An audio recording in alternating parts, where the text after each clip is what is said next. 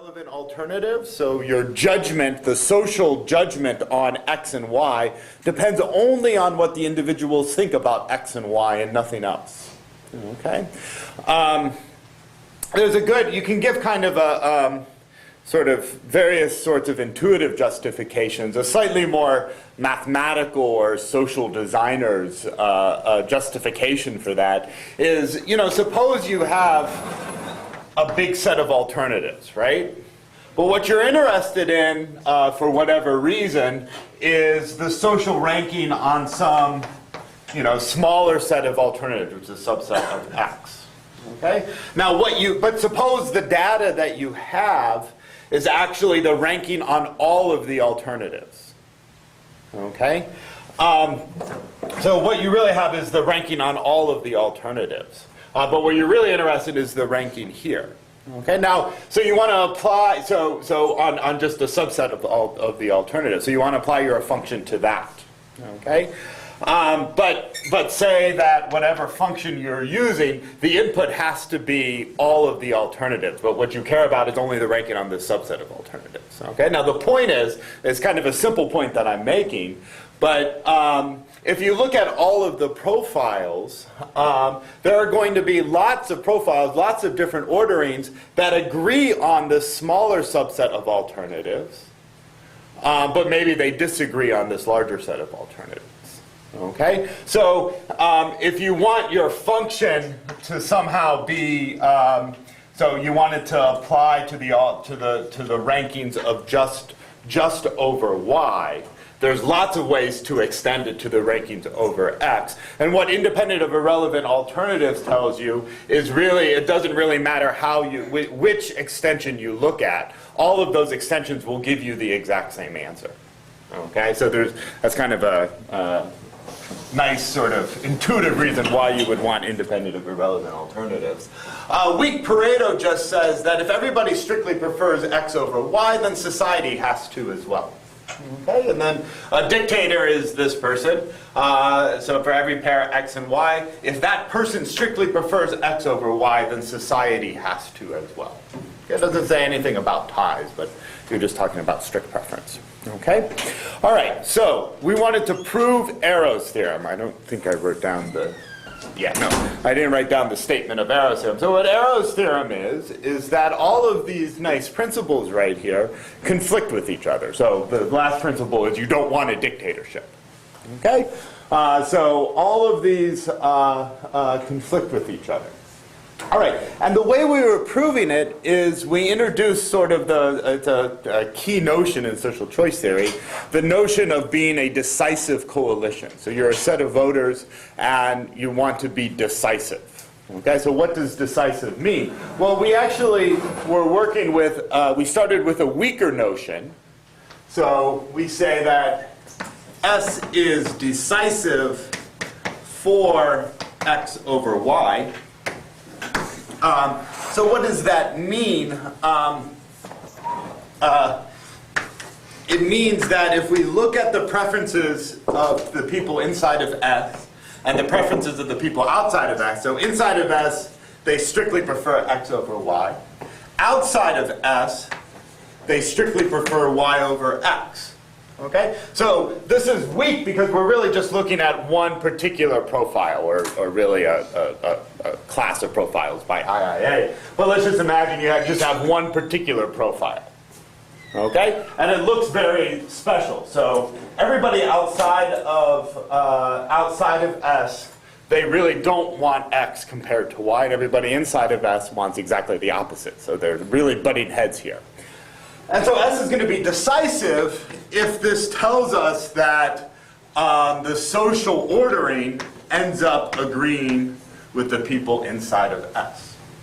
And now, on the face of it, there's no reason to expect, just because you're decisive in this very special setting, very special situation, that you're going to be decisive for all other, pairs of alternatives. Okay, because this is a very sort of unique setting. Everything has to fall exactly right, and if that happens, then society strictly prefers X over Y. Okay, so that's what it means to be decisive. What it means to be strictly decisive, so S is strictly decisive, Well, what that means is all the data we need to determine whether or not x should be above y is just, you just ask, does this group think x is above y? Okay? This, outside of S, it really doesn't matter what they say. So this notation means either x could be above y, or they could be tied, or y could be above x. I'm just not specifying what it is. This tells us that society has to prefer x to y. Okay, so this is, over here I always mean what society prefers. So I think that'll be okay. I don't think this notation will clash. And then we say S is decisive, just all out decisive, if it's strictly decisive for all possible pairs x and y. Okay? All right, so what we want to show, so remember, well, what do we want to show? We want to show that arrow is that there is a singleton decisive set. Decisive coalition. Okay? And the way I'm going to do that is I'm actually going to show that the set of decisive coalitions is closed under intersection. And also, if S is not decisive, then S complement has to be decisive. Okay? Then if that's the case, then we can prove that there must be a singleton decisive set. There's lots of ways to see that, and if you've taken a general discrete math course, you could probably already tell why that's true. But I'll give you the proof. Okay. Now, the key step in that proof, actually, the key step is really in proving that if S is not decisive, then its complement has to be decisive. That's really important to the proof. Or what's crucial to get that result going is that we need to be able to show that we can go from a very special situation, knowing that, if S prefers x over y and S complement prefers y over x, then the outcome has to be determined by S. Then, in fact, S is going to be decisive. So it's decisive for all possible pairs x and y. Okay? So we already saw part of how to prove that. So basically we want to show S is decisive for x over y. Let's say. So x is decisive for x over y. That has to imply S is strictly decisive for x over y. Okay. Of course, the converse is true. If you're strictly decisive, then you have to be decisive as well, right? Because being strictly decisive is stronger than being just decisive. Okay. All right. So there's two aspects of this. I mean, if S is decisive for x over y, then I need to prove that compared to any other alternative, S can make x win, and also if you compare any alternative to y, S can make y lose. Yeah, you had a question? Yeah, so I may have just missed this, but lemma 1 is if S is decisive for x over y, then S is decisive. Yeah, so... are we proving it in two parts? Yeah, so you want to prove that it's decisive. Yeah, eventually you want to... So I stated it as proving that it's being decisive implies strictly decisive. And then being strictly decisive, once you know that, then you can get S is, in fact, decisive over any pair of alternatives. Yeah. Other questions or anything? Okay. All right, so... we know, let's say we know, suppose S is decisive for x over y. Okay, so we know that we're in this situation. If we ever see a situation that looks like this, then that implies that society has to strictly prefer x over y. Okay, so we know if you see a situation like this, no matter what now IIA tells you that no matter what the other alternatives are doing, no matter where you are in the ordering, how many things are in between, above, or below this, IIA says that this is always going to give you x strictly above y. Okay, so IIA is a very powerful axiom here, because here I was kind of trying to set it up that this is a very specific situation. It's a unique situation where you have x over y and y over x. But in fact, the IIA already tells you that really I'm just talking about a big class of situations, a big set of possible situations, because I'm not telling you where the other alternatives fall. Okay? All right, so what we did last time, I won't repeat the proof last time, what we showed last time is that, so fact that we already know, is that if z is not x or y, then S is strictly decisive for x over z. Okay? So that's being decisive means that for x over y means that in fact you're strictly decisive for x over anything. So if you can make x beat y in this situation, then you can make x beat anything else. Okay, you have enough weight in your coalition to do that. Okay, what we also need is a similar fact. If z is not in here, then S is strictly decisive for z over y. Okay, so there's sort of two aspects of being decisive. You can make an alternative come out on top, but you can also make an alternative come out on bottom, and you need both of those aspects to be decisive. Okay, both of those are important parts of being decisive. Okay, so how does this proof go? Well, it's really the exact same logic. You just have to use a slightly different ordering. So suppose we look like this. Y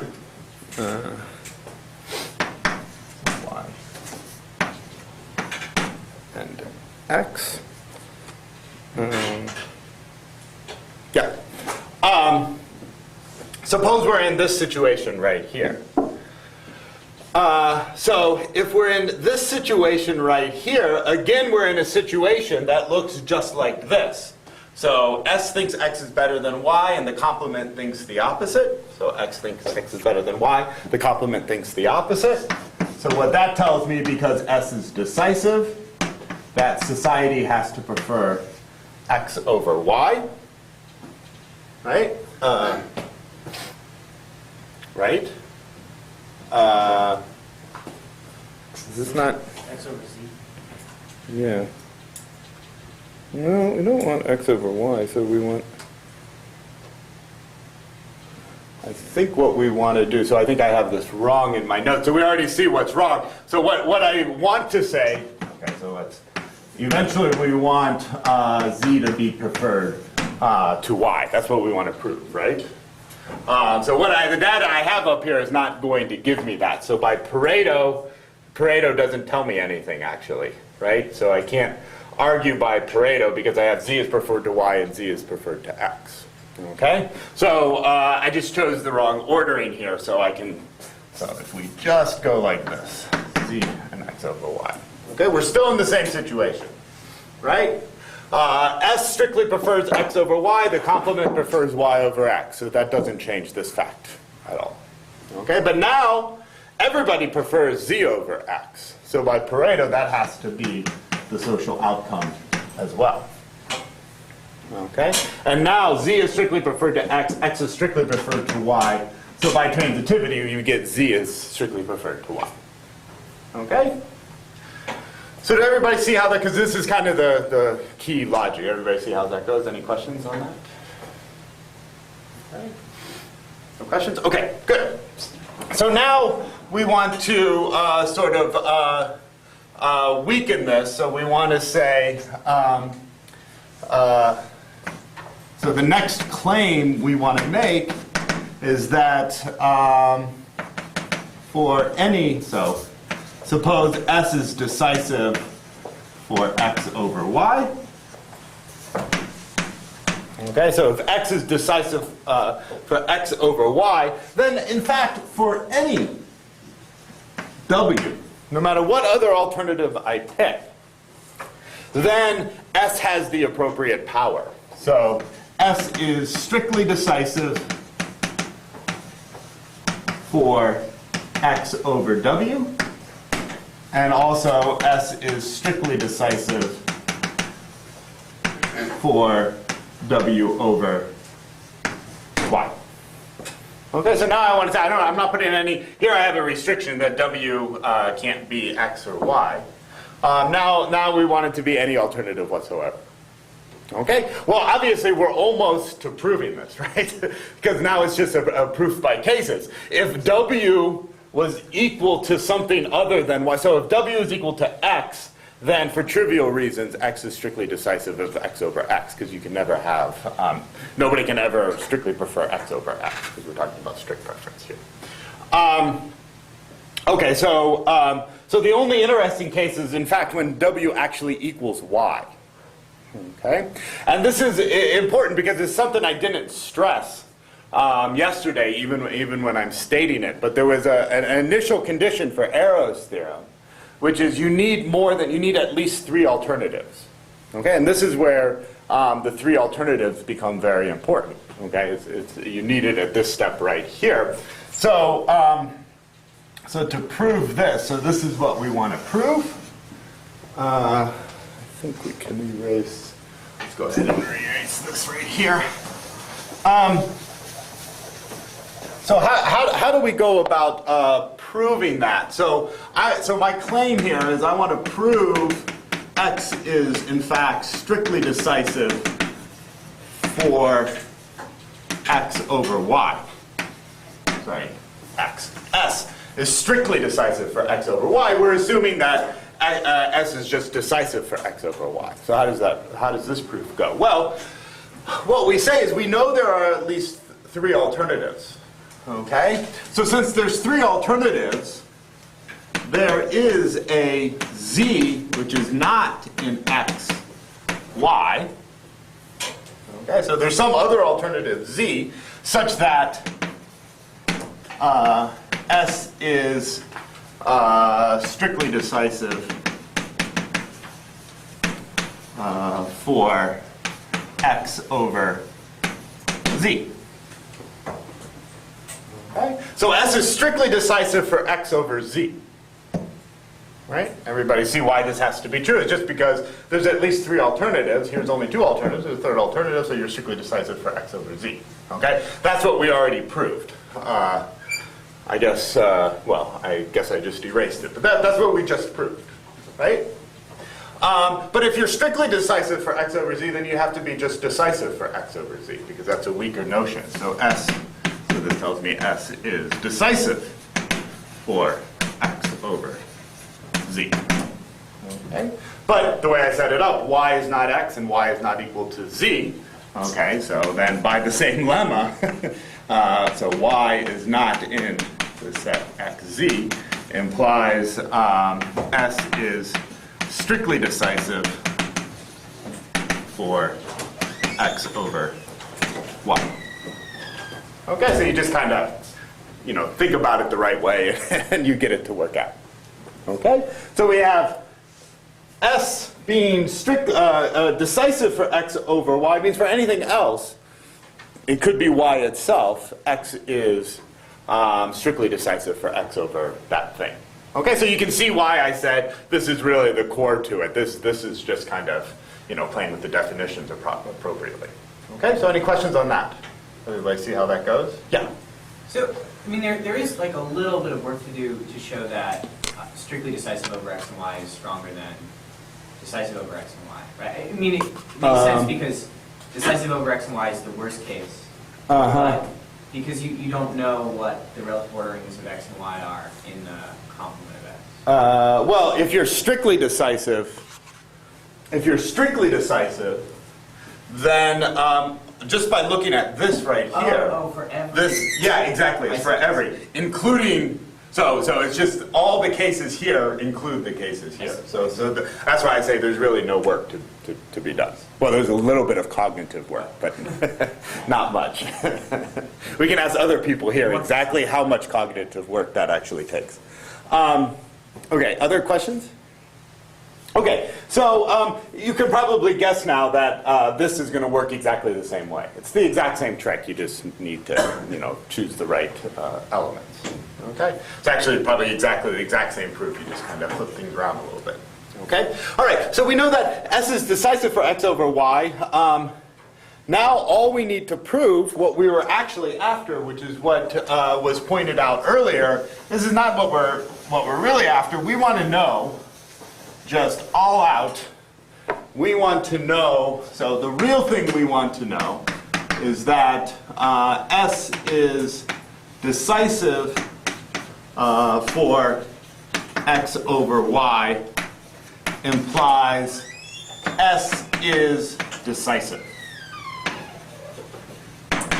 No matter what, none of these restrictions over what elements you're talking about. Being decisive for x over y just means you're decisive. Okay, no matter what. Okay, so what does it mean to be decisive? So the proof. So what does it mean to be decisive? So S is So we want to prove. So our claim is S is strictly decisive for W over V. For any W and V, it doesn't matter what they are.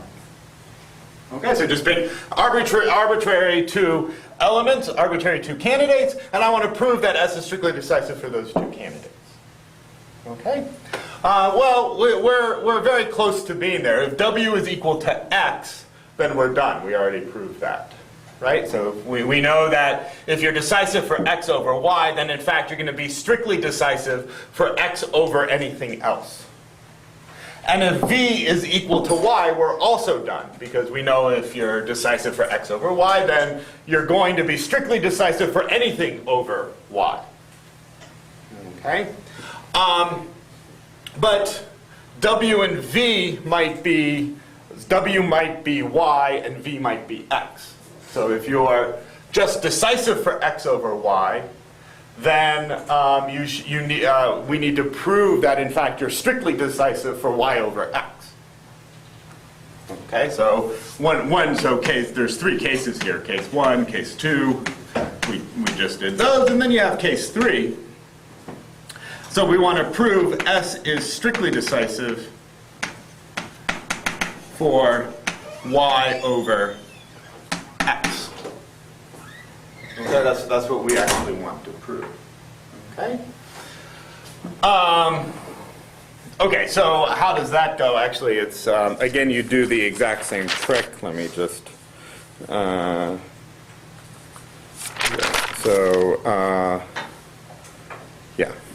So just take some z that is not in x and y.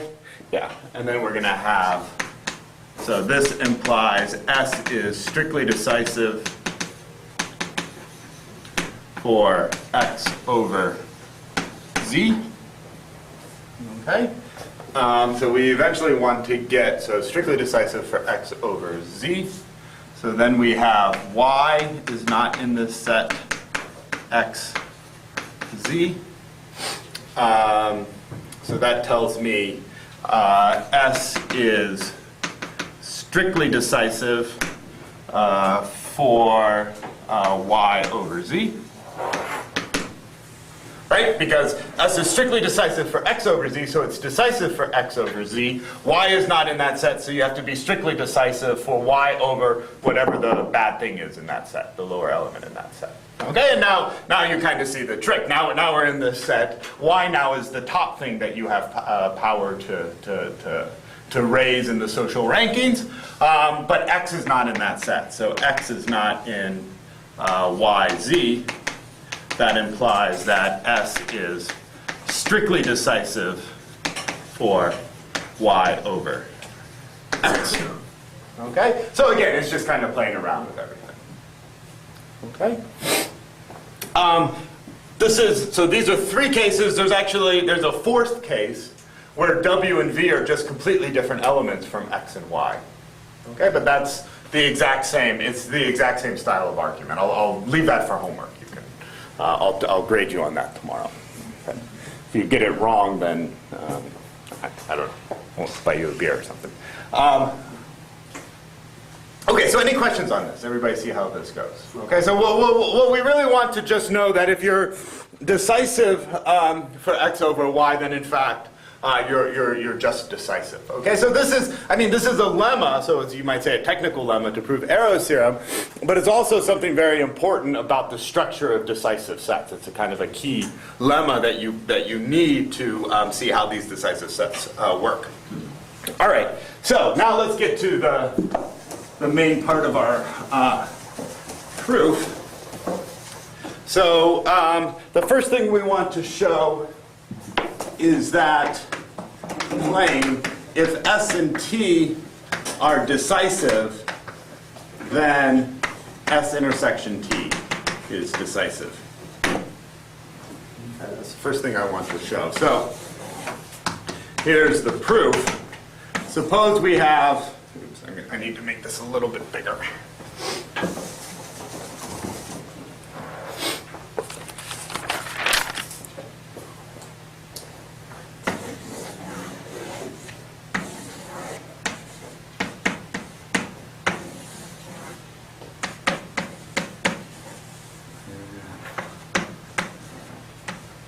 X. Okay, so here's S and here's T.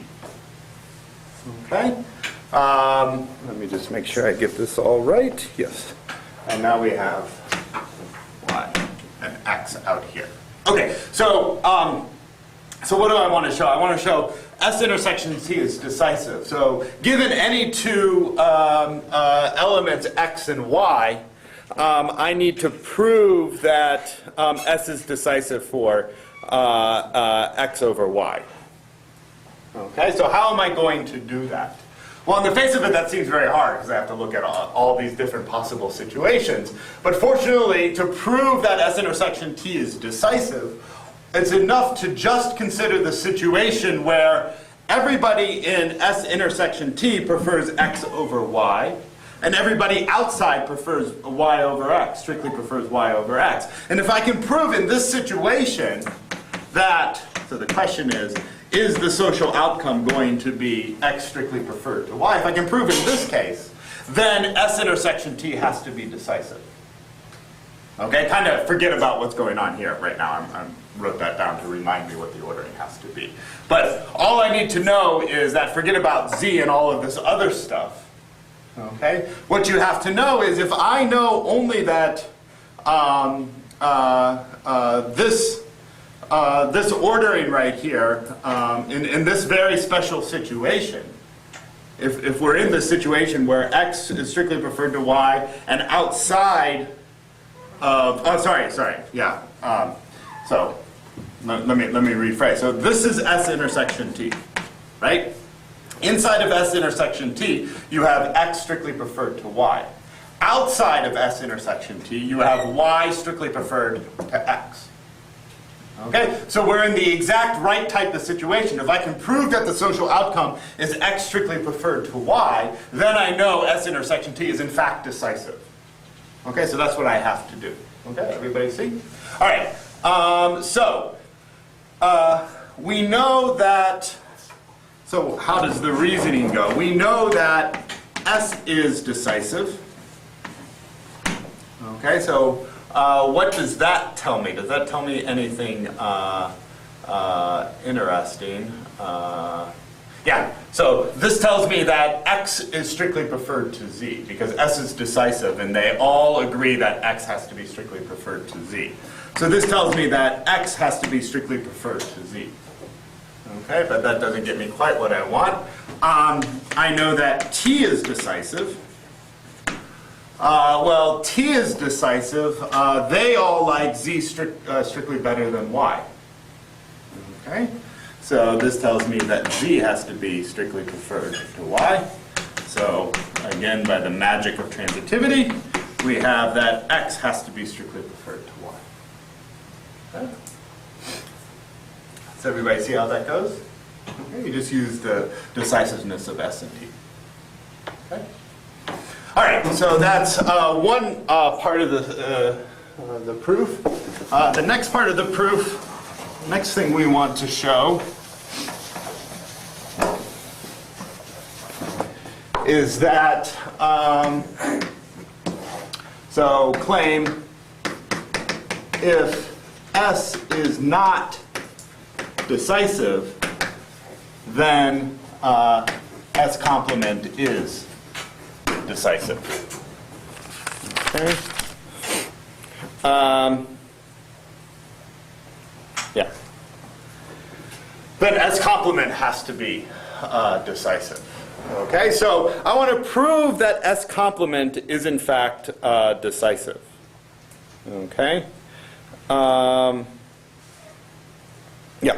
All right. So I want to prove S complement is in fact decisive. So how does the proof go?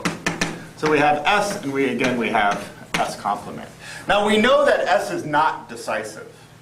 Okay. So there has to be at least one situation where we have.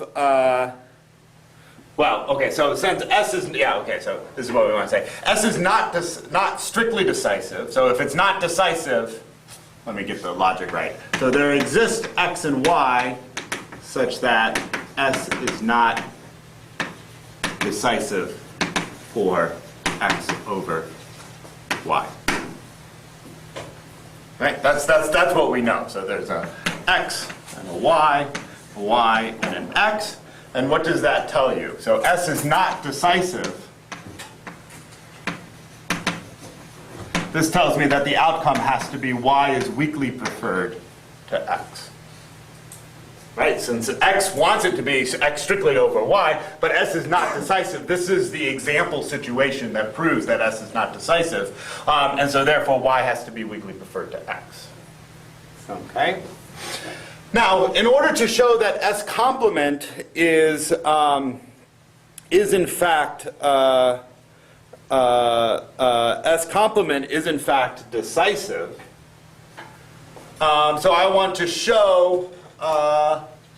Well, I guess what we want to show is Y and Z. So what I'm going to show is that in fact, so the claim is that S complement is decisive for Y over Z. Okay, so this is what I'm going to show. That S complement is in fact decisive for Y over Z. Okay, and I'm going to do that by considering this, this particular profile. Okay, where Z is in between X and Y, and it's below Y and X here. And again, I'm sort of hiding under the table a couple IIA moves here because I want to guarantee that it's still not going to be X. Well, we still need to guarantee that Y is weakly preferred to X. Okay. All right. So since S is not decisive, we know Y is weakly preferred to X. I need to show that Y must be strictly preferred to Z. But what we have here is by Pareto, X. Everybody thinks X is strictly better than Z. Okay, so by Pareto, so this gives me X. Sorry, what do I want? X is strictly better than Z. Yeah, and then again by transitivity, we get Y is strictly preferred to Z. So again, applying that lemma, so we're in a unique situation. S complement is decisive for Y over Z, so it has to, then it's going to be decisive. Yeah, did you have a question? So, why don't we get this immediately? So, if there's an X and a Y such that S is not decisive for X over Y, or not strictly decisive for X over Y, then, or sorry, not decisive for X over Y, then for every situation such that S ranks, everyone in S ranks X over Y, and everyone in S complement ranks Y over X, it comes out Y over X, right? No. So being not decisive, so being decisive, so you have to, so being decisive means that there's a situation, just there exists a situation such that S thinks X is better than Y, and S complement thinks Y is better than S, and yet it still turns out to be X over Y socially. Then by IIA, I can then say no matter what the other alternatives look like, you're in that exact same situation. So if S is not, oh, I see what you're saying. So S is not decisive. Sorry, if you're not decisive, that means there exists an X and Y such that you're not strictly decisive for X and Y. Okay? And then again, that's going to mean that for, not for all possibilities, but for all possibilities where X and Y are ranked in that particular way. Okay, so I don't see why it's actually immediate. I mean, you need, this is not a very difficult proof, you just need to prove it. Okay. I just, so is it, I mean, we have guaranteed that there's a situation where everyone in S ranks X over Y, and a situation where everyone in S complement ranks Y over X. Yeah. We're guaranteed that existence of that situation. And that has to be then a situation where Y is ranked over X? Not ranked, weakly preferred. Y is weakly preferred over X. Okay. So it's not strict. So being decisive means that, so just because S complement thinks Y is strictly preferred to that, it may be that the society then's, you know, too bad, Y and X are tied. You're not decisive in that case. Okay? Other questions? Good questions. Okay.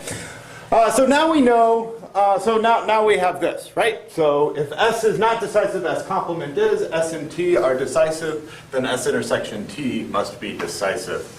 And now the proof is almost immediate.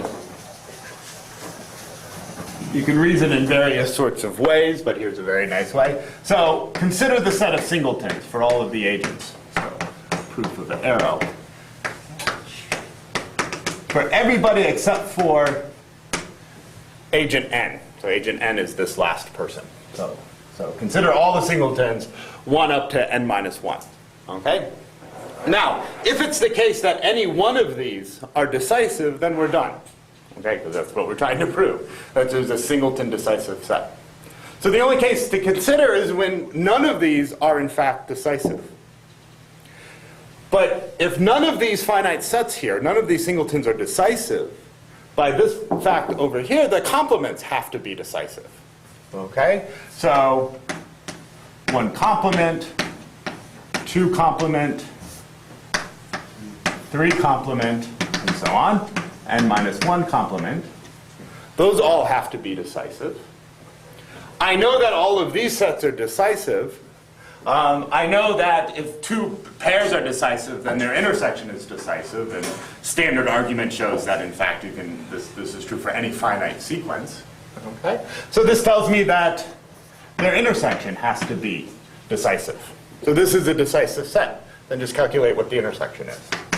That's just N. Okay, so if none of the other singletons are decisive, then the singleton N has to be decisive. Okay? So that's Arrow's theorem. That's how Arrow's theorem works. So are there any questions on this? Before we move on. Okay, it took a little bit longer than I thought. So before we take a break, let me just sort of quickly go over Sen's liberal paradox.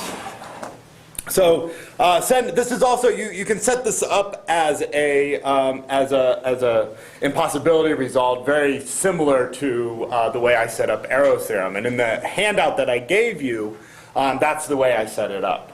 Okay? But there's a kind of a nicer story you can tell when you don't talk about ranking alternatives and so on. This actually comes from a paper by Christian List and Franz Dietrich, who do stuff on judgment aggregation. So we'll end, before we take a break, we'll end with discussing, because Sen's paradox, actually, you can discuss really quickly what the issue is. And the issue is that there's a conflict between this unanimity principle, this Pareto principle, and that's an important principle to hold on to for group decision. If everybody agrees, then that should be the group outcome, and a very, very weak notion of liberalism. Okay, and liberalism basically just says there has to be a pair of alternatives. There has to be something out there that you, as an individual, are a dictator over that. So the usual story is, I am allowed to paint the color of my office whatever color I want it to be. It can't be up to anybody else in society what the color of my office is. So it's my decision alone to rank the alternatives over what the color of my inside of my office is. I'm not saying the outside of the house is, because I probably live in a neighborhood where they make it illegal to paint it certain colors and so on. Certainly lots of neighborhoods like that. Okay, so Sen proved which is very surprising. So that's a very weak notion of liberalism, right? That unanimity, the Pareto principle, and that notion of being liberalism are conflict with each other. And there's a nice story you can tell, which is, I think this is essentially from Sen's original article. So there's a very small society, and there's two people, Lude and Prude, okay, and they live in this society. And they each have a personal copy of Lady Chatterley's Lover. Okay, they both have a copy of that book. Now, consider these three propositions. Lude reads the book, Prude reads the book, and if Lude reads the book, then so does Prude. Okay, think of these as just propositional formulas. A material implication, I realize you're probably very tempted to think of this not as a material implication, but some more complicated implication. Actually, in some sense, it doesn't really matter what notion of conditional you have here. You'll still get sort of paradoxes. And let's suppose that in the society, Lude desires to read the book, and if he reads it, then so does Prude. Okay, so Lude enjoys the thought of Prude's moral outlook being corrupted.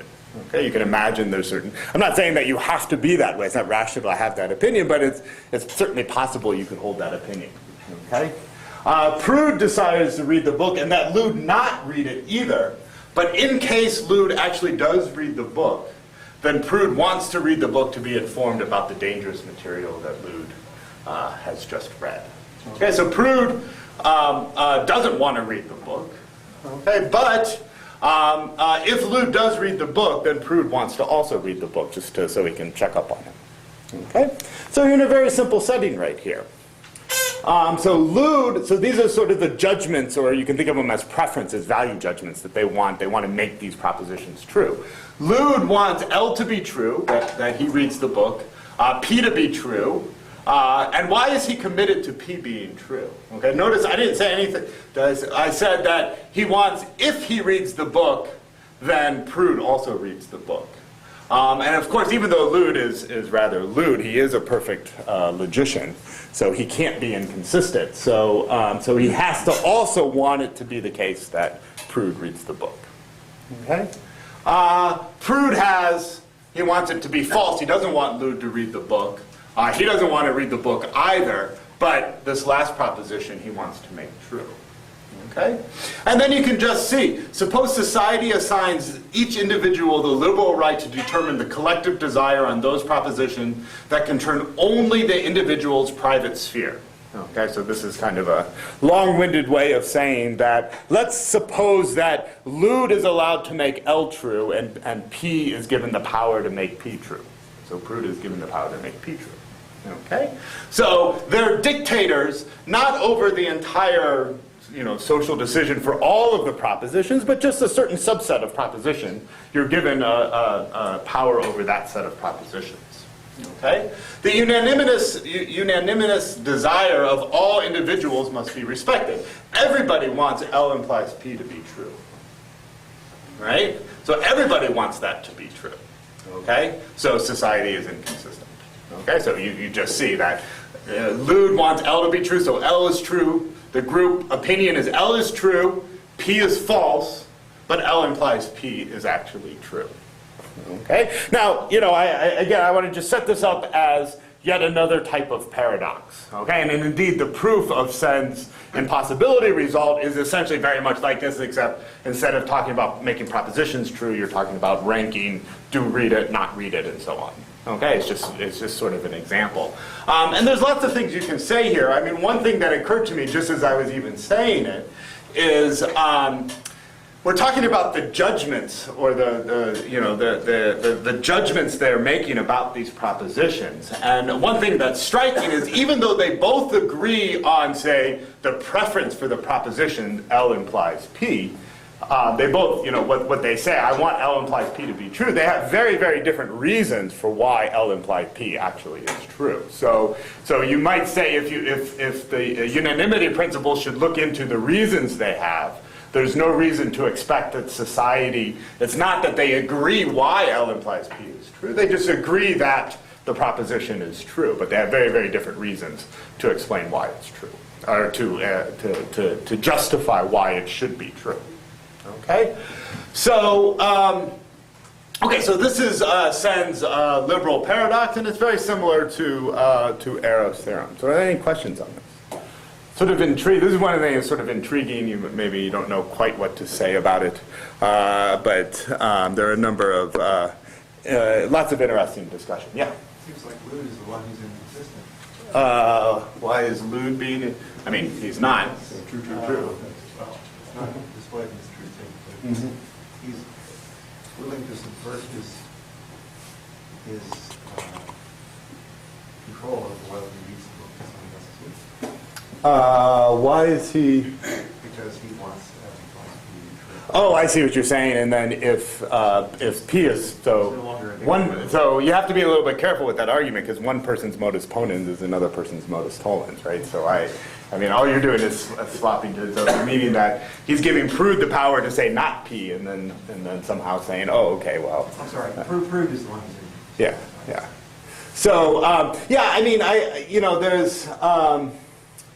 Oh, I see what you're saying. So he doesn't want to read it, but if Lude actually does read it, then he somehow. Now here, there's lots of things you could say that there's sort of inconsistency in his sort of higher order preferences that are guiding his actions right there.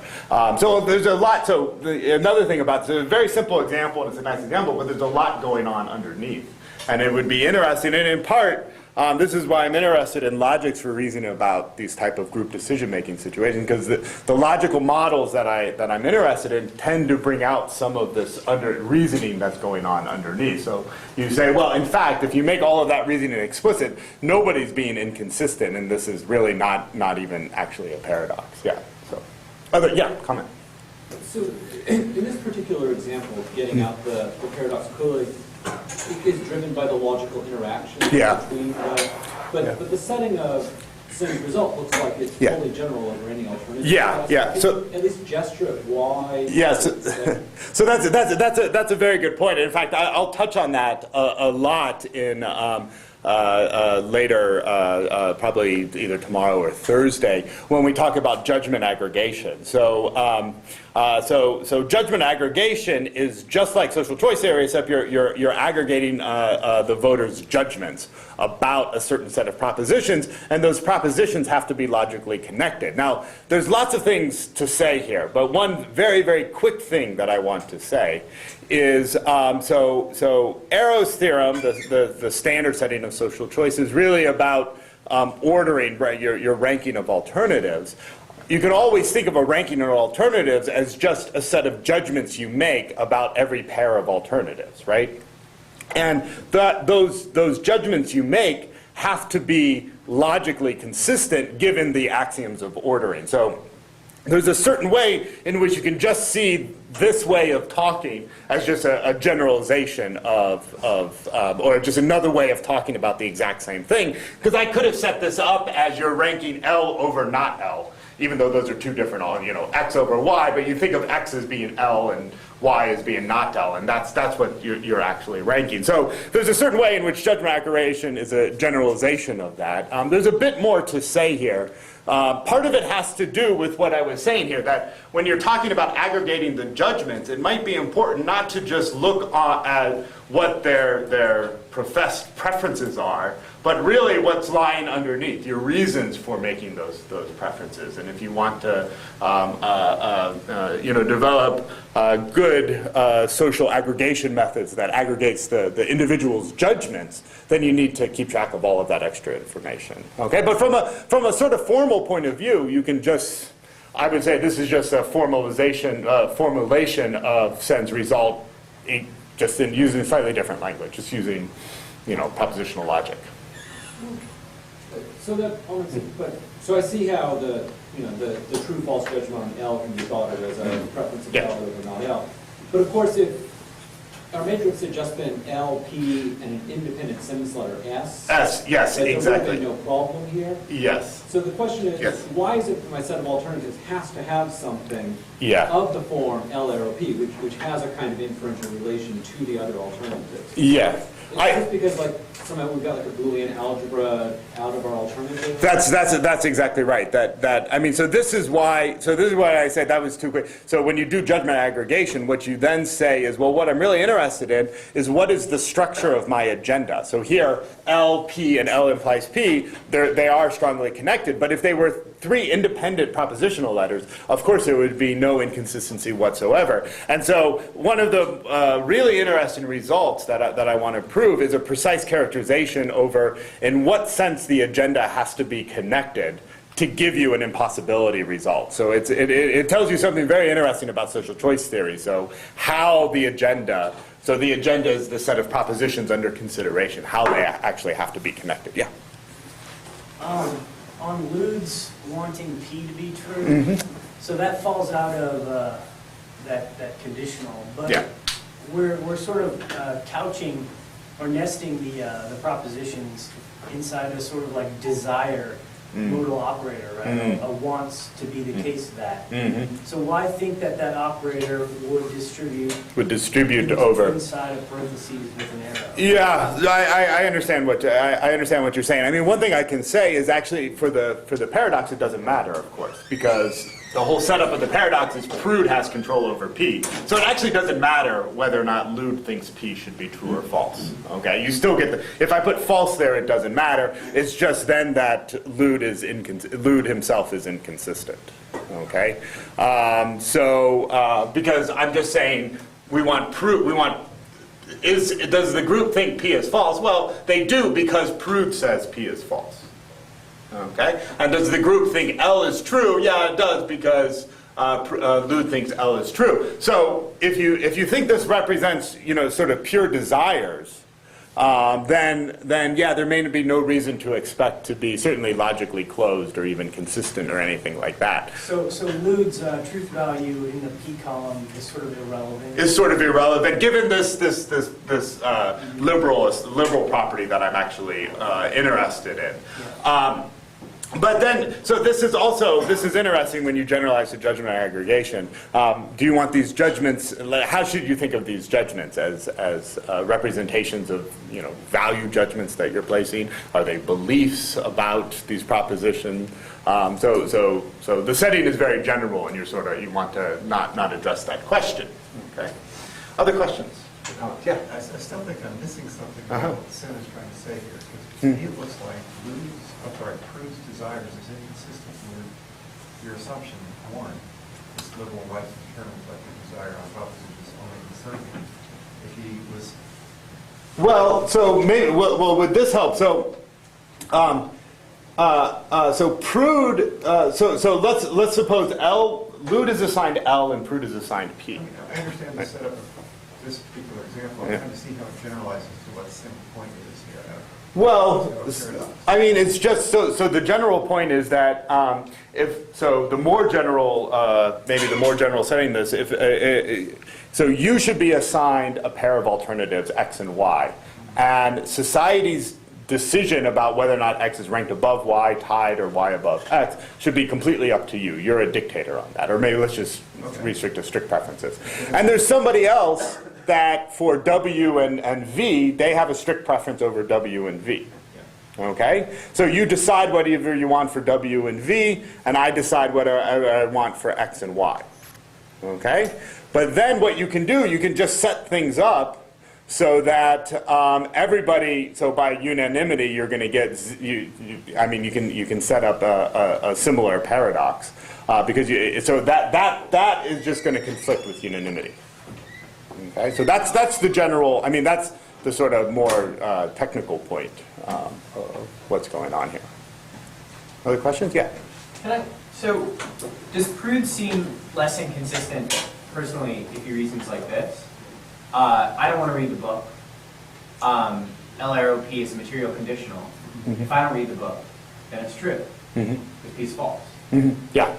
So I want P to be false and LROP to be true for that reason. Yeah. No, I understand. Yeah. So that's the exact reasoning behind sort of this diagram right there. But if Prude introduces LROP into his decision-making mechanism concerning P, he's violated the assumption that you have in one. I don't quite see why that's the case. So think of these as, I mean, in the way I understand what you're adding, you really want to think of LROP as a material conditional. And if that's the case, then that's just a proposition he wants to make true. Okay, so I'm not sure I'm seeing it exactly. Maybe if you do the setup, the standard setup without talking about judgments about propositions, maybe that would make it actually clear. Other comments or questions? I think it's time. Maybe we should take a short break. Yeah, let's take a short break. So 3.5 minutes.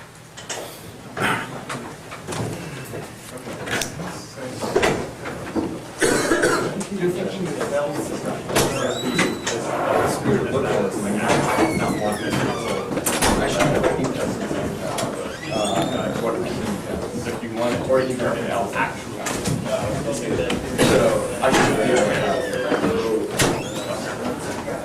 I don't think he wants. And so if you thought about something, you should be also like actually just wants. Oh, well, it's just probably true by. Yes, you can all have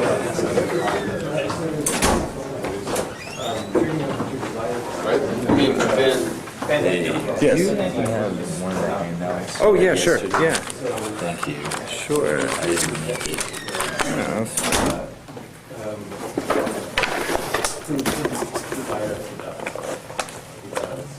When he has this desire. I think I have it. I'm assuming you have it on the line. Yeah, I do have it on mine, but I know I have extras. Positive, I have extras. There's no rule against desiring that you do otherwise than you do. But you don't get to make that true. The rule that decides how things are going to be true is we all put our Here it desires is. in condition. And for Thank certain you. propositions, Sure. I have dominion over what happens in that proposition. It doesn't matter what the other people's desires said. I'm going to get to make that stuff true. Right. For the stuff that affects everybody, there's no rule in that. There's no rule. Right. So we all put our desires about LROP in the air. We can totally legitimately say whatever we want. If it turns out that we all agree, then that's how we make things true. And then we get the conflict. I mean, there's another way of thinking about it is just in terms of the preferences. And then they would both rather see the proof in the book, right? Like maybe like Lou thinks it would be really fun if Prue read the book and the walls were corrupted.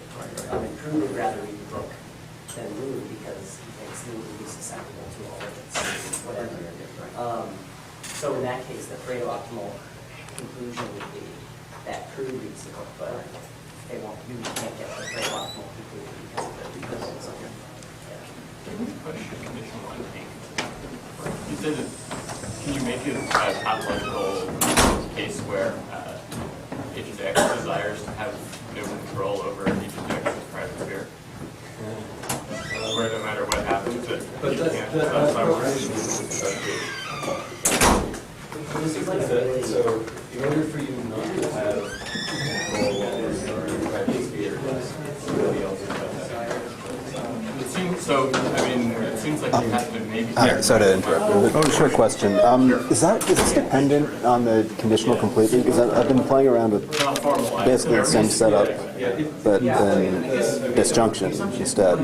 If L wants L to be false, P wants P to be false, they both want L and P to be true. True, that's Same thing? then you get the same thing. Yeah, that's another. Yeah. Seems almost simpler to me. Yeah, I see what you're saying. So, but why is that logic? Oh, so they both want. They both want L or P to be true. They both, but then you want they both want P to be false. They both want their own to be false. L Yeah, wants just L to be so false. swap it around. They both want it to be false. Okay, so that's a good point. Yeah. So that's a different sort of setting. Yeah, no, that's it's a similar sort of idea without the talking about conditionals. Yeah, that's a nice point. Yeah. Yeah, it's fine. The way he writes it is perfect. It's just this formulation is natural language and a little language. Not sure that even works. Yeah, I know. It never does that.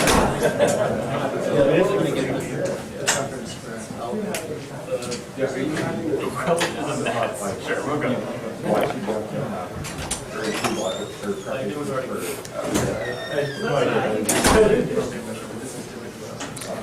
All right.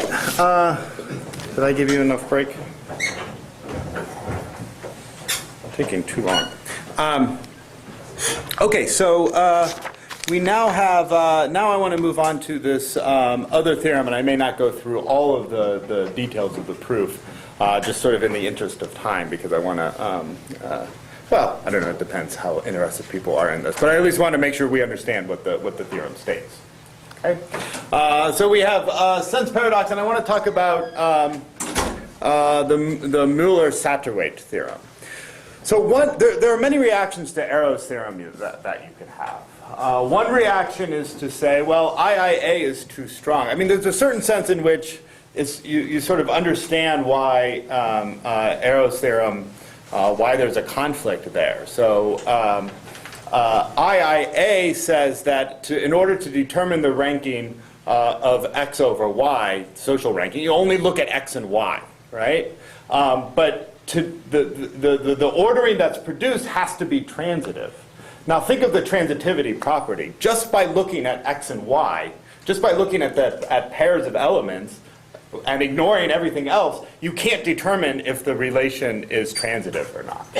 Okay, it's just you don't have enough information. So there's a certain sense in which it's already, you see right away that IIA has to conflict with the assumption that the outcome has to be transitive. Okay, this is sort of a point that Donald Sari has made in a number of books. He has a lot of very nice books on social choice theory that takes a very different perspective than what I'm giving here, using sort of geometric reasoning. So that's one thing. You kind of focus on transitivity. You say, well, why does the outcome have to be transitive? Okay, and if you push on that, you say, well, you know, look, the way I introduced it, I was talking about all these voting methods, right? These different types of voting procedures. These voting procedures, what they need to do is they need to decide who the winner is, right? That's what they need to do. It doesn't really matter what the whole social ordering is. I mean, that might be relevant in some cases, but at least in a lot of voting cases, what you care about is who the winner is, or maybe the set of winners if you allow for ties. Okay? So that's what you want to do. The Müller-Satterthwaite is considering just that situation. So in essence, what you're saying is, forget. I don't care whether or not the social ranking is transitive or not. It may or may not be transitive. It doesn't matter. What's important, though, is that you're always able to pick a winner. Okay. So it may not be, you know, the selection function or the group choice function may not be what's called rationalizable. So rationalizable just means that you can see the group social choice function as being maximizing some transitive underlying transitive ordering. Okay, so Müller-Satterthwaite is more general in that sense. So the setting that we're in here. So I actually have the notation is under sense theorem. So let's restrict attention, sort of just for simplicity. Let's just restrict attention to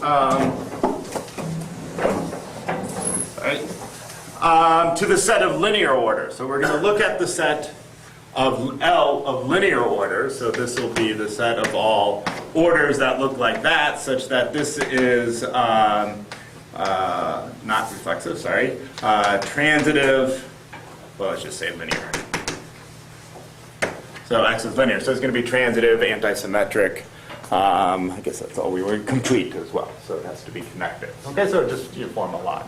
Okay, and now what we're going to look at is a social choice function. So this is going to be a function that maps, so look at the, I'll build in the universal domain. Just to kind of speed things up a little bit, just to the set of outcomes or the set X of alternatives. Okay, so what it does is, if I give you some preference ordering, so this is going to be a sequence of linear orderings, C of that profile is going to be some element X that wins the election. That's what the social choice function has to do. Okay?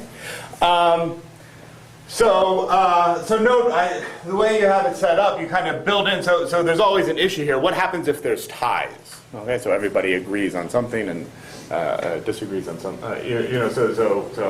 X and Y are tied. Then what do you need to do? Well, you need to employ some type of tie-breaking mechanism.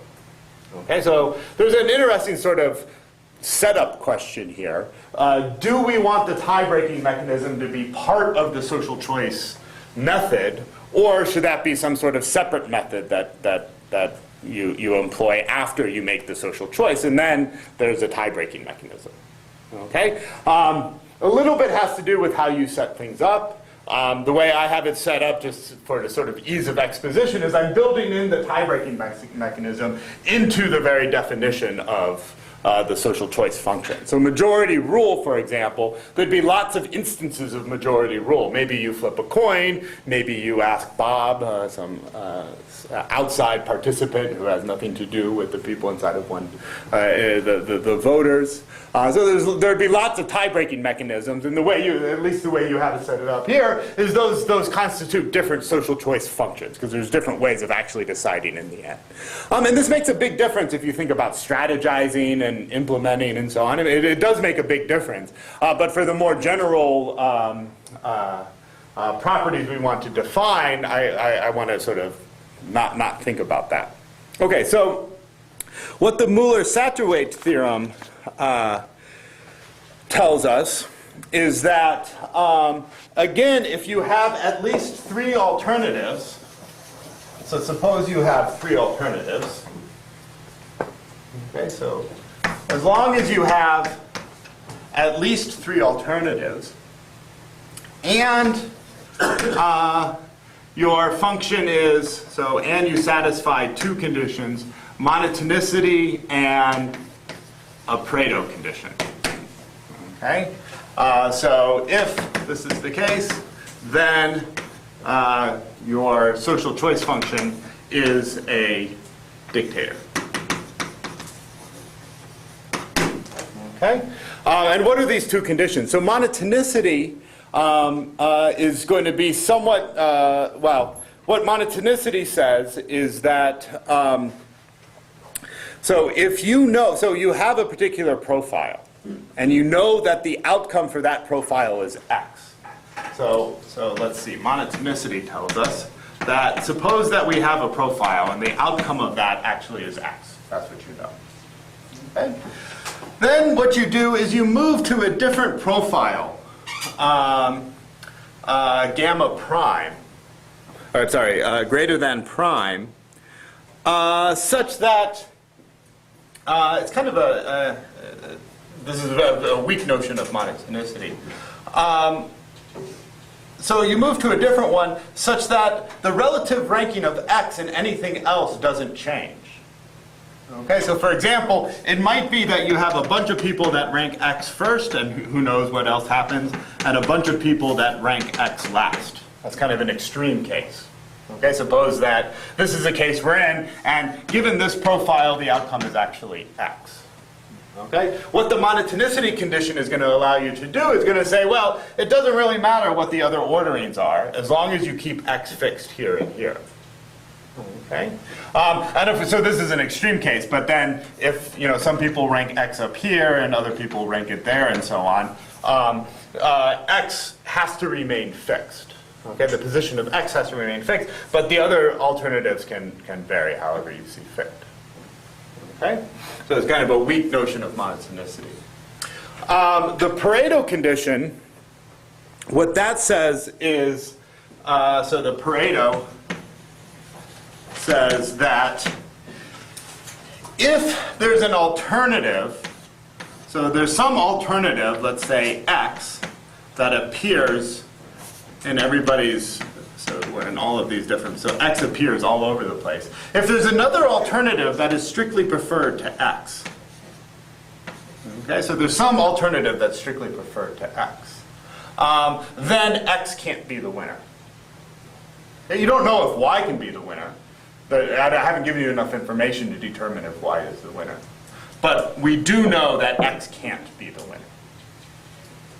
Okay, so then this implies that C of this cannot equal X.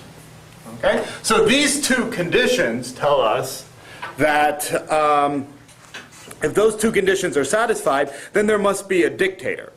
Okay, so what is a dictator in this setting right here? What a dictator in this setting is actually going to be very simple. When you determine what the social choice outcome is, you just go to that one person. So for any profile, you go to that one person and you check to see who's at the top of the list.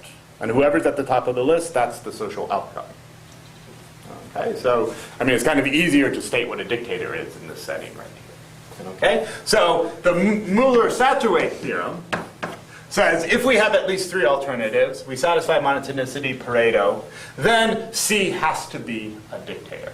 Okay, there's different ways to set it up. If you are following along using Ulla Endres's paper, which I refer to on the website, he has it set up slightly differently, and rather than the Pareto condition, he has just a surjectivity condition. Okay, so he has a slightly different way of setting up monotonicity, and he has a surjectivity, but they're equivalent. You can just prove that they're equivalent given the basic setup. Okay, so I think, trying to manage my time here because there's some things I want to get through.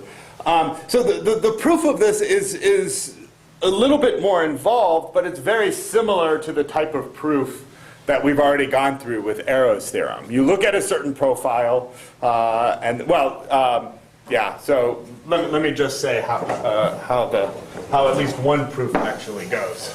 There are many proofs of this out there. Well, there's a very nice proof that uses similar notions. So we can say that, well,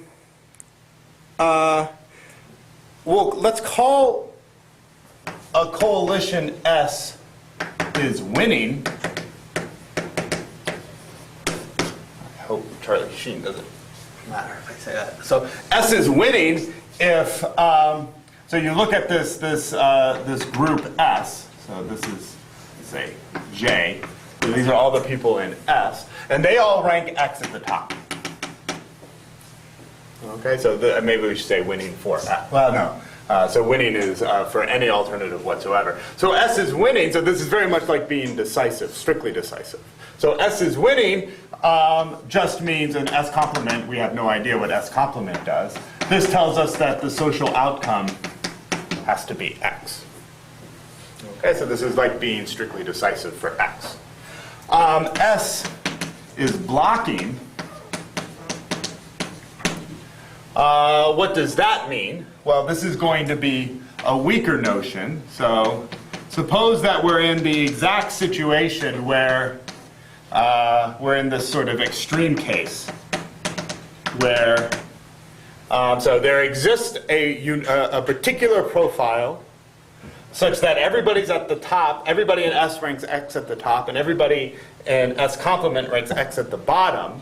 So S is blocking for X. S can block what these other people really want, namely that X is not the outcome. So we think that in S complement, they really don't want X to be the social outcome. S is blocking if under this situation, well, sorry, this is so there exists an ordering such that this is the case and greater than actually is equal to X. So the outcome is X, despite the fact that everybody outside of S really doesn't want X to win. Okay? What you can prove, so it's very easy to see that if you're winning, then of course you have to be blocking. Right? So if you're a winning coalition, then you have to be a blocking coalition. The other direction is not obvious. If you're blocking, there's no reason to believe that you're necessarily a winning coalition, because again, this is a very specific situation. Okay? But what you can in fact show, and this is what, if you follow the proof from, this is a more recent proof, building on ideas of other people. So it's not, the ideas they build on have been sort of in the literature for a while. What they show is that under these conditions, monotonicity, Pareto, and being at least, there exist at least three alternatives, S is winning if and only if S is blocking. Okay? And then, so we can prove this. So this is claim 1. And then claim 2, you can show that there exists, there is a singleton winning coalition. Okay, it's not exactly, you don't give exactly the same proof that I gave in the arrow case, but it's a similar type of proof. Okay, so this is what the Mueller-Satterthwaite theorem says. Okay, so in the interest of not sort of starting a proof and getting everybody, in the midst of some technical details and then having to leave, I think what I'm going to do is I'm going to leave you. So are there any questions about the statement of the theorem?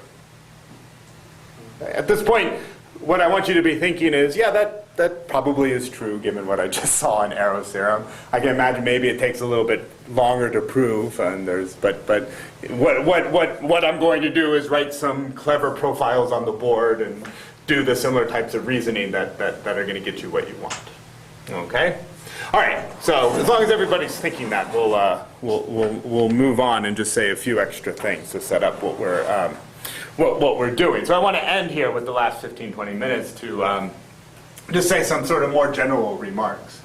So here's a quote from Amartya Sen in his Nobel lecture. So when a set of axioms regarding social choice can all simultaneously be satisfied, there may be several possible procedures that work, among which we have to choose. In order to choose between different possibilities we choose between different possibilities through the use of discriminating axioms. So this is the way I was setting up the problem. There might be, you have, say, unanimity. Lots of principles satisfy unanimity. So you add additional axioms to discriminate between, say, majority rule and board account, and so on. Okay? We have to introduce further axioms until only one possible procedure remains. So this is sort of the goal of social choice theory. This is something of an exercise in brinkmanship. We have to go on and on cutting alternative possibilities, moving implicitly towards an impossibility, but then stop just before all possibilities are eliminated, when one and only one option remains. So this is his lecture from when he won the Nobel Prize, where he's sort of setting up the business of social choice theory. This is what goes on in social choice theory. So what I want to do is I want to get across, and we may not go through all of the proofs, but I want to get across some of this activity, this type of axiomatization type results. So there are not just impossibilities. So what I've given you is just the extreme. It's where everybody's heading, but you want to stop before you reach these sort of impossibility settings. Okay? So there are a few conceptual points before you start stating the axioms that I want to get across. So the first thing is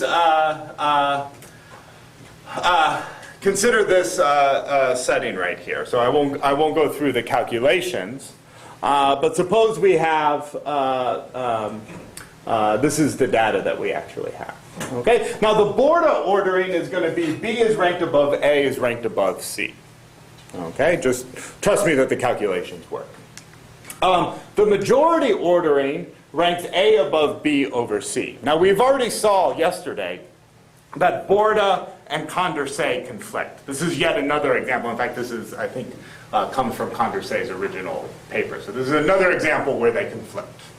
Okay, but I want to make a more general point here because there were these two sort of principles. One is always elect a Condorcet winner, and the other is use board account, essentially, to determine who the winner is. Okay? So this is another example where they conflict, and you can just go ahead and see. I just wanted to highlight that to show you that this probably is the right ordering. I mean, you can see very clearly that B has to be ranked above C, and with A, there's a little bit of thought about how it ranks compared to B, but there's enough here to get it correct. Okay? So there's another, so you might say maybe board account doesn't work. And why doesn't board account work? Well, maybe it needs to give more weight to the winner relative to how much weight it gives to the loser. So more rank to the people ranked on top compared to how much weight you give to the person at the bottom. Okay? So more generally, you might consider any possible scoring rule, okay, where you give candidates a certain score, S sub 2, for being ranked first. And other people score S sub 1 for being ranked second, and S sub 0 for being ranked last. Maybe you should not give 0 points for being ranked last, but something else. Okay. Now, of course, if the difference between S2 and S1 is 1, the difference between each of these S sub i's is 1, then that's really just equivalent to border count, because all we care about are the ordinal rankings. Okay. But what general scoring rules allow you to do is maybe you want S1 and S0 to just be 0, so you give no points for not being ranked first. That's majority rule. Okay? Or maybe you give 1 point to S2 and S1, but 0 points to being ranked last. That's pick the top 2. Okay? So there's lots of methods that fit into this setting right here. Okay? What Peter Fishburne called Condorcet's other paradox is to point out that no scoring method will actually work to produce A as the winner. So no scoring method can possibly pick candidate A as being the winner. Okay, so in some sense, all scoring methods conflict with the Condorcet consistency axiom. And it's actually very easy to see. Just note, score A has to be, so 31 people rank A first, 39 people rank A second, and 11 people rank A last, and you have sort of slightly different for B, okay? And if we want score A to be greater than score B, then this number has to be greater than that number. But if you just do the appropriate algebra, you get S1 has to be greater than S2. The only way that it can actually happen is if you give more points to people ranked second than to people ranked first. Okay? So really this idea of scoring really does conflict with Borda's initial idea. Okay? So the point here, so this is kind of a specific example, but the point I want you to take away from this is that if I want to find an axiom that somehow differentiates between voting methods that always pick a Condorcet winner and voting methods that use the scoring sort of paradigm, then you're going to have to, well, so this is one way to distinguish between those types of settings. Peter Fishburne actually sort of generalized that. So the general statement is, for any M, there is some voting situation with a Condorcet winner such that every weighted scoring rule will have at least M-2 candidates with a greater score than the Condorcet winner. Okay, I just kind of showed that. But actually it's really bad. Condorcet winner ends up being not quite the loser, but really far down in the list. Okay? So that's one issue. So you might say if we want Condorcet winner to always be elected, then we can't use any scoring method. Okay, so what are the methods to elect the Condorcet winner? Well, Condorcet himself, you might say what he suggested is pick the Condorcet winner if it exists. If it doesn't exist, throw your hands up and say, sorry, everybody's tied. Okay? That's one method. Copeland's rule is essentially,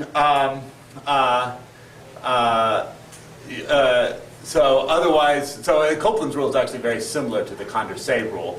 You calculate your win-loss record. So this is how many people candidate B beats, and this is how many people beat candidate B. And you just want to maximize that value. These are we're not going to talk about it. I just want to give you a sense of the type of rules that they are. Dodson's method, you might know Lewis Carroll's method. So you submit a linear ordering over all the candidates, and for each candidate, determine the fewest number of pairwise swaps needed to make that candidate the Condorcet winner. Okay? It's a complicated method, right? So so for each candidate, you want to make him the Condorcet winner, right? Now, so what you need to do is you need to determine the fewest swaps you actually, so you look at the whole profile, and you need to change people's preferences to make him the Condorcet winner. You want to determine the fewest number of swaps you need to make that person the Condorcet winner. Okay, whoever has the smallest number actually wins. So it's the person closest to being the Condorcet winner. This is an interesting voting method because it's actually computationally complex to calculate who the winner actually is, unlike majority, which you do sort of instantaneously. Okay, Black's procedure, I like this. You pick the Condorcet if he wins, otherwise use Borda count.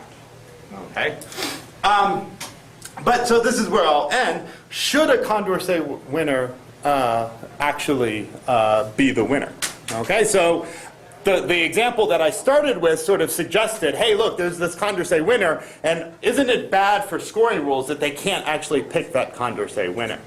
Okay, Don Sari has a nice argument to question that reasoning, that sort of basic reasoning. So this is the setting that we actually had, and here, remember, this is the setting where B turns out to be the border winner, and A is the Condorcet winner.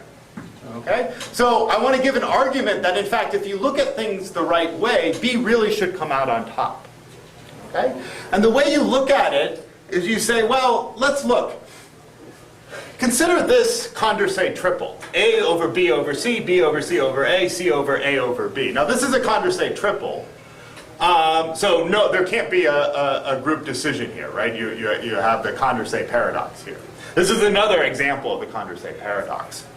Well, if you factor the profile into these three different sort of subgroups, we see that what's happening here, so you take 10 people from here, A, B, and C, 10 people for BCA and 10 people for CAB, and then you produce that as well. You say, well, these groups of 10s, they just cancel each other's votes out. They just completely cancel them out. And this group, they cancel each other's votes out as well. So we should factor them out of the decision because they're sort of in conflict with each other. So factor them out of the decision. Okay, so throw them out. What are we left with? We're left with this group over here. And here, just intuitively, B has to be the winner, right? 28 people think B is the best. These people vote him as second. There's no argument you can give, so B clearly has to be the winner there. Okay? So this idea of cancellation is very important for scoring rules. Okay? And in fact, there's a characterization of the Borda count which uses that as sort of sets that up as an actual axiom. So it's something similar to that. It's called cancellation, but the intuition behind it is exactly this intuition right here, that you look at the profile and you say, well, there's some people that just cancel out each other's votes.